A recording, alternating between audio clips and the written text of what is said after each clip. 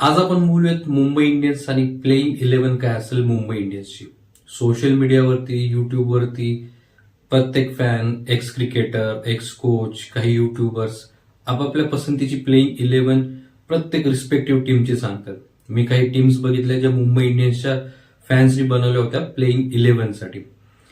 एक ट्रेंड मला दिसला त्यांच्यामध्ये की सगळ्या जणांना वाटतंय रोहित शर्मा सोबत क्विंटन डिकॉकनी ओपन करावं. सगळ्यांना असं वाटतंय 2020 मध्ये आपण जसं जिंकलो होतो यावर्षी पण आपण जिंकूयात. मला असं वाटतं की टीम बनवण्याआधी आपण आपल्या मुंबई इंडियन्समध्ये कोण कोण प्लेयर आहेत याचा विचार करायला पाहिजे.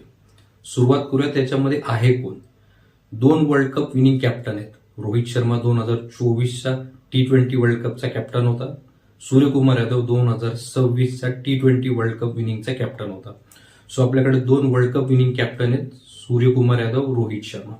त्याच्यानंतर आहे हार्दिक पांड्या, जो या दोन्ही T20 वर्ल्ड कपमध्ये एक स्टार ऑलराऊंडर होता. तो या मुंबई इंडियन्सचा कॅप्टन आहे. त्याच्या पुढचा प्लेअर आहे तिलक वर्मा, जो ICC T20 रँकिंगमध्ये नंबर 4 वर आहे. पुढचा आहे जसप्रीत बुमराह, जो टेस्टमध्ये नंबर 1 बॉलर आहे. 2024चा T20 वर्ल्ड कपमध्ये मॅन ऑफ द टुर्नामेंट होता आणि या वर्षी 2026 मध्ये हायेस्ट विकेट टेकर आहे तो या T20 वर्ल्ड कपमध्ये. हे तर झाले इंडियाचे सुपरस्टार. आता आपण बघूयात बाकी देशांचे सुपरस्टार सुद्धा. विल जॅक्स, त्यांनी या T20 वर्ल्ड कपमध्ये 4 man of the match award भेटले त्याला.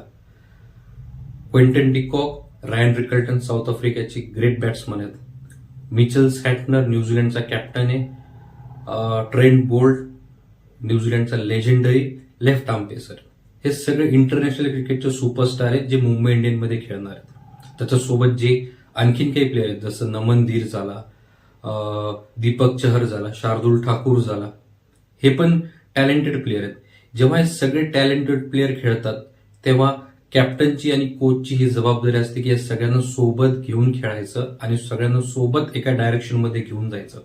आणि तो डायरेक्शन असतो ट्रॉफी. आपण जर विचार केला की ह्यापैकी कोण खेळणार असेल तर साधी सरळ गोष्ट आपल्याला दिसून जाते. रोहित शर्मा सोबत ओपन कोण करेल? रायन रिकल्टन, कारण त्यांनी मागच्या वर्षी सुद्धा चांगलं परफॉर्म केलं होतं. क्विंटन डिकॉक मागच्या वर्षी सुद्धा एवढा प्रभावशाली नव्हता आणि जसं IPL मध्ये सिलेक्शन झाले त्याच्यानंतर सुद्धा त्यांनी काही एवढ्या प्रभावशाली इनिंग्स खेळलेल्या नाहीत इंटरनॅशनल क्रिकेटमध्ये. तर माझ्या टीममध्ये पहिले रोहित शर्मा असेल, त्याच्यासोबत रायन रिकल्टन, कारण त्यांनी ब्रिलियंट केलं होतं मागच्या सीझनमध्ये. त्याच्यानंतर आहे तिलक वर्मा, सूर्यकुमार यादव आणि 5वा बॅट्समन हार्दिक पांड्या. हे 5 जेन्युइन बॅट्समन झालेत. त्याच्यानंतर ऑलराऊंडर आपल्याला बघायचं असेल तर विल जॅक्स येतो, नमन धीर येतो आणि मिचेल सॅटनर. हे झाले 8 प्लेयर.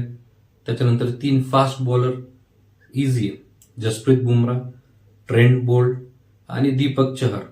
हे 11 प्लेयरांची टीम झाली. या व्यतिरिक्त बाहेर सुद्धा काही अजून चांगले प्लेयर बसलेत. एक मिस्ट्री स्पिनर आहे जो अफगाणिस्तानमधून येतो. आपल्याकडे मयंक मार्कंडे सुद्धा आहे जो ब्रिलियंट लेग स्पिनर आहे.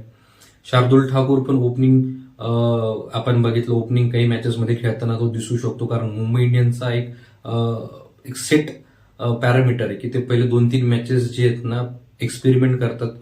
ते प्लेइंग 11 काय असेल याचा विचार करून एक्सपेरिमेंट करतात पहिले 2-3 मॅचेसमध्ये. सो बेसिकली जसं मी म्हटलं हे 11 प्लेयर आहेत जे मला वाटतं खेळतील.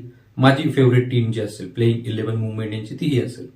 या व्यतिरिक्त आणखीन जे काही मी सांगितलं की आपण जेव्हा एवढे सुपरस्टार जेव्हा एका टीममध्ये असतात तेव्हा त्यांचे काही मतभेद असू शकतात, काही विचार एकमेकांसोबत पटू शकत नाही. तर तिथे मला वाटतं कॅप्टन आणि कोच यांची रिस्पॉन्सिबिलिटी येते की पूर्ण टीमला एकत्रित घेऊन खेळावं. मुंबई इंडियनला जर ह्या वर्षी ट्रॉफी जिंकायची असेल तर सगळ्या टीमचा कलेक्टिव्ह परफॉर्मन्स आला पाहिजे, तेव्हाच मुंबई इंडियन 6व्यांदा IPL ट्रॉफी जिंकू शकते. तुम्हाला काय वाटतं नक्की कळवा.